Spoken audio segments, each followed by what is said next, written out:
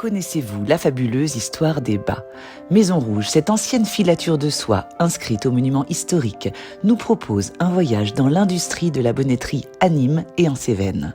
Ici, les bas sont célébrés sous toutes leurs formes et sous toutes les coutures, dans un parcours qui nous raconte non seulement le processus fascinant de leur fabrication, depuis la conception jusqu'à leur exportation dans le monde entier, mais aussi les grands moments d'histoire qui jalonnent leur évolution dans la société.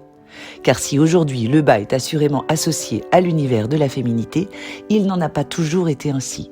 Jusqu'à la Révolution, le bas de soie classique fait partie du costume masculin et se porte sous les culottes serrées en haut des genoux. Ça n'est qu'après l'apparition du pantalon long que le bas intègre progressivement le vestiaire féminin. Discret au début, sous la robe empire, il se fera de plus en plus visible et sophistiqué, suivant la mode des jupes qui raccourcissent, dévoilant tout en habillant le galbe du mollet jusqu'au haut de la cuisse. Accessoires de mode irrésistibles, délicatement brodés de fil d'or, peints à la main, ornés de perles ou incrustés de dentelles, les bas deviennent de véritables œuvres d'art. Ici, nous admirons une centaine de bas d'exception, des trésors de notre histoire et de notre patrimoine, confectionnés avec soin et remarquablement conservés, nous racontant l'évolution des techniques d'un art d'une étonnante complexité. Comment ne pas être ému face à ce métier datant du XVIIIe siècle, précieux témoignage d'un âge d'or révolu.